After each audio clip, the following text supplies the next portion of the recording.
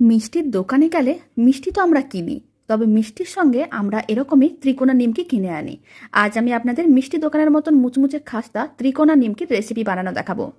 প্রথমে একটা বড় সাইজের মিক্সিং বোল নিয়েছি। সেই মিক্সিং বোলের মধ্যে দিয়ে দিলাম 200 গ্রামের মতন ময়দা। এখানে আমি 200 গ্রাম ময়দা দিয়ে নিমকি বানানো দেখাচ্ছি। এবার পরিমাণটা আপনারা বেশি করেও নিতে পারেন।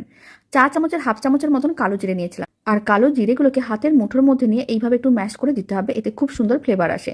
অল্প একটু লবণ দিলাম, আর দিয়ে দিচ্ছি হাফ চামচের মতন চিনি। লবণ দিয়েছি চা চামচের 4/1 ভাগ। 2 চামচের মতন দিয়ে দিলাম আমি সাদা তেল, আর 1 মুঠোর মতন দিয়ে দিলাম কর্নফ্লাওয়ার।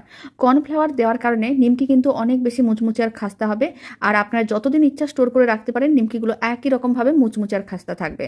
সমস্ত উপকরণগুলোকে খুব ভালো করে মিশিয়ে নিয়েছিলাম। তারপরে এইভাবে প্রায় 5 মিনিটের মতন ভালো করে ময়াম দিয়েছিলাম। এখন কিছুটা মিশ্রণ হাতের মুঠোর মধ্যে নিয়ে দেখিয়ে দিলাম। আপনারা দেখুন দলা পাকিয়ে যাচ্ছে, তারপর একটু প্রেস করে ভাঙতেই কিন্তু বালের মতন চুড়ো চুড়ো হয়ে ভেঙে যাচ্ছে। তার মানে বুঝে নিতে হবে ভালো করে ময়াম দেওয়া হয়ে গেছে।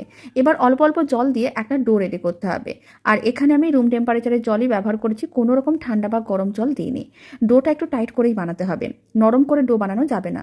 প্রায় 5 মিনিট খুব ভালো করে মেখে নিয়েছিলাম। ডোটা রেডি করা হয়ে গেছে। এখন ডোটা থেকে লেচি কেটে নিতে হবে।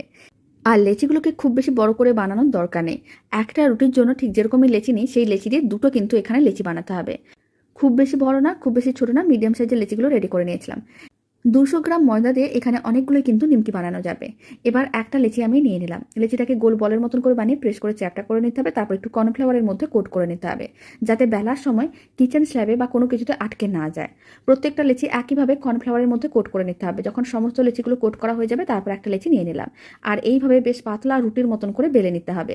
মোটা করে বেলা যাবে না, একটু পাতলা করেই বেলতে হবে। তারপরে এইভাবে হাফ করে নিতে হবে, হাফটাকে আবারও হাফ করে নিতে হবে। এইভাবে আমি ত্রিকোণা নিমকিগুলো রেডি করে নেবো। যখন নিমকিটা এরকম রেডি করা হয়ে যাবে, তখন একটা ছুরি বা কাঁটা চামচ নিতে হবে, আর কয়েকটা দাগ দিয়ে দিতে হবে, যাতে নিমকিটা ভাজার সময় ফুলে না ওঠে। সমস্ত নিমকিগুলো একইভাবে রেডি করে নিয়েছিলাম। কড়াইতে তেল গরম করে নিয়েছিলাম, আর ফ্লেমটা মিডিয়াম টু লোতে ছিল। কয়েকটা নিমকি আমি গরম তেলের মধ্যে দিয়ে দিচ্ছি, আর মিডিয়াম টু লো ফ্লেমে উল্টে পাল্টে লাল লাল করে ভাজতে হবে। ফ্লেমটা হাইতে রাখা যাবে না, তাহলে কিন্তু ওপরটা অনেক তাড়াতাড়ি লাল হয়ে যাবে, তবে ভেতরটা কাঁচা থেকে যাবে। আর নিমকিগুলো মুচমুচে বা খাস্তা কোনোটাই হবে না। ঠান্ডা হয়ে যাওয়ার পরে নিমকিগুলো নরম হয়ে যাবে। তাই ফ্লেমটা মিডিয়াম টু লোতে রেখে ভাজতে হবে। এতে নিমকিগুলো মাস জুড়ে ভালো থাকবে, একই রকম মুচমুচে আর খাস্তা থাকবে। প্রায় 8 থেকে 9 মিনিটের মতন সময়ের প্রয়োজন পড়েছিল। নিমকিগুলোকে উল্টে পাল্টে লাল লাল করে ভেজে নিয়েছিলাম। এবার তুলে একটা প্লেটের মধ্যে রেখে দিয়েছি। এবার একটা নিমকি ভেঙেও দেখিয়ে দিচ্ছি কতটা মুচমুচে খাস্তা হয়েছে। আপনারা দেখুন নিমকিটা খুবই মুচমুচে আর খাস্তা হয়েছে, দেখেই বোঝা যাচ্ছে।